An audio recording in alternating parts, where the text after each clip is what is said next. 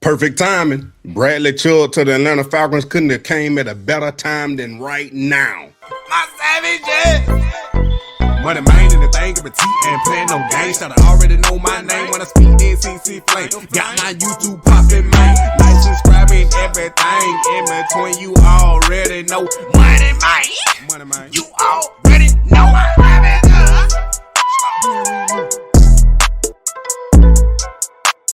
Welcome back. I need y'all to hit that like button, subscribe, and share, and tell your friends about that Dirty Bird Savages, because we keeping up with the Atlanta Falcons all year long. And I'm telling you, man, perfect timing. The biggest news that could possibly come out is the Miami Dolphins releasing Bradley Chubb. And y'all see what it is, man. I'm already predicting, and I'm already saying it, that the Falcons need to sign Bradley Chubb. And why you say that, money man? The reason why I say that is because this guy right here, James Pierce, man. If you don't know the situation, I done made my videos about James Pierce. I'm pretty sure everybody probably know a little bit about it right now. So if you don't know the whole story, then go watch my videos. Hit that like button, subscribe, and share, and tell your friends about the Dirty Bird Savages. But James Pierce, man, up for defensive rookie of the year. 10.5 sacks in his first season with the Atlanta Falcons. Got into a domestic violence situation. Now, the Falcons need to fill the hole because they don't know what's going to happen with James Pierce. And I'm pretty sure he's going to get suspended by the NFL regardless of what happens in the courtroom, you know what I'm saying, if he don't go to jail. But the Falcons need to fill that hole immediately. And not having a first-round pick this year, sending and trading that pick to get James Pierce already look bad as it is, as you gave up that pick and you ain't got nothing for it from it. So signing or inquiring about Bradley Chubb, a edge rusher that can replace those 10.5 sacks immediately. And we see right here, man, last year in Miami, he played 17 games and started 17 games, 766 snaps. That's 78% of the snaps. That's already more than James Pierce, even though he is a rookie, and had 9 sacks, 47 tackles, 24 solo, and 23 assisted with 2 forced fumbles. I'm telling you right now, the production is there. I know he's a little up older in age, but I wouldn't mind replacing a rookie with a vet for immediate, not long term, immediate replacement until you can figure out the whole situation of what's going on with James Pierce, or if you have to draft another edge later down the road. Money man up for finagling got the Falcons $52 million in cap space. I know y'all wondering how I did that. Video coming soon, but I think the Falcons got enough to give and sign Bradley Chubb to whatever contract he wants, maybe for 3 years or even 2 years. It might end up being a 2-year contract to sign Bradley Chubb, just so they can figure out that situation, because they'll have their first-round pick in 2027 and then 2028, as long as they don't make no other trades. Don't know what Ian Cunningham going to do exactly, though, but I think this would be an immediate replacement and a fix to where the defense don't fall off at all, bringing a veteran in that can produce and is a edge rusher that can get to the quarterback. Now, like I just told y'all, this is a little brief of what I just said about I managed to get the Falcons $52 million in salary cap space, so they can basically go after anybody in free agency and load up with them draft picks and find some defensive players, and then if not some offensive players with them draft picks too, even though we just starting in the second round. But I'm just gonna go over it just a little bit. Jesse Bates, I did all y'all favorites. I re-signed. I got Kyle Pitts on the transition tag. I released Kirk Cousins, fully released him, and I released Darnell Mooney. And we converted 2 offensive linemen and extended Jesse Bates and Drake London. So yeah, we kept some guys, and I still ended up with $52 million worth of cap space. But like I said, that video coming soon. That's why you need to like, subscribe, and share, and tell your friends about that Dirty Bird Savages, man. Now, one of the biggest reasons why I think the Falcons need to sign Bradley Chubb is what the defensive coordinator Jeff Ulbrich done said in his press conference a couple days ago. about the defense, how the defense is adaptable now, and they really ain't looking for a prototypical size at a certain position. When did that transition happen for you?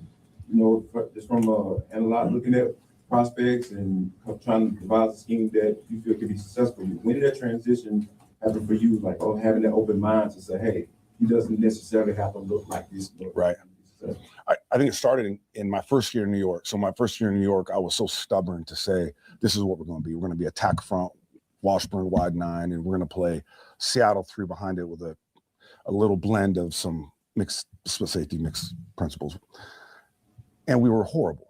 We played horrible football, to be completely honest. And it wasn't that we necessarily didn't have enough talent, but I might have told you that at the time. It was more that we weren't featuring the guys that we had in the best of ways. We were featuring them in the way I wanted to feature them, which wasn't necessarily the best. In that, you gave us time and we built a roster there that was conducive to that scheme, and we played really good defense.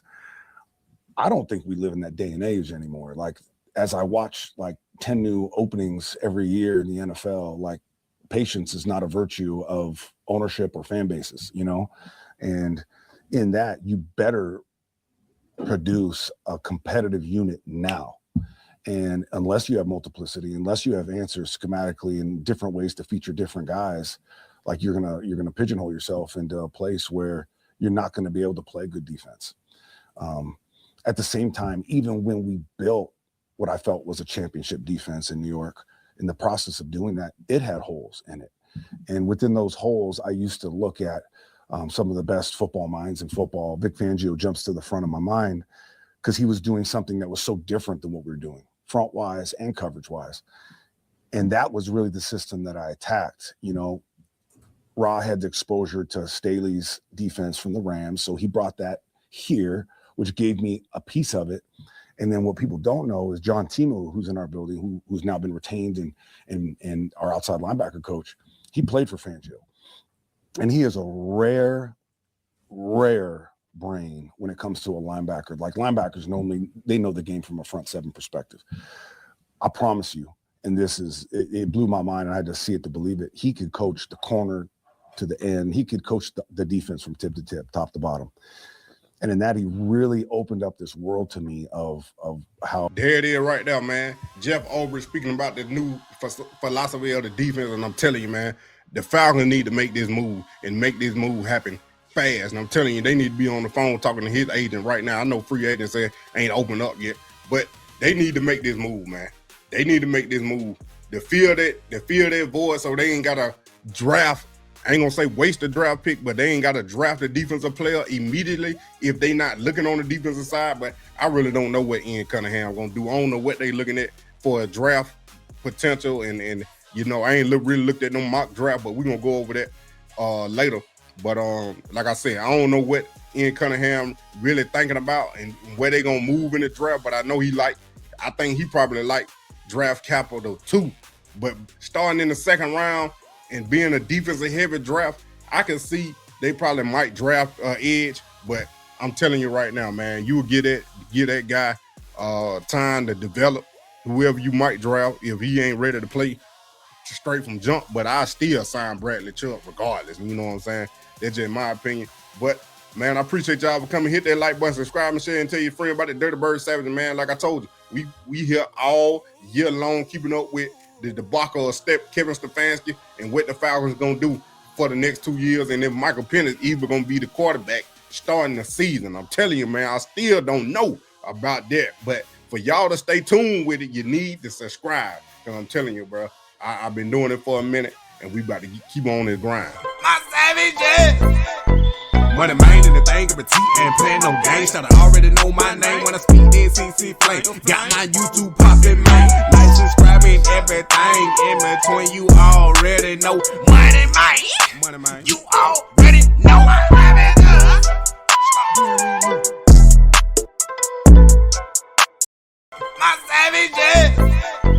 MONEYMANE and the thing of a T and playing no games. Should already know my name when I speak NCC CC flame. Got my YouTube poppin', man. Like, subscribing, everything in between. You already know. Money, man. You already know.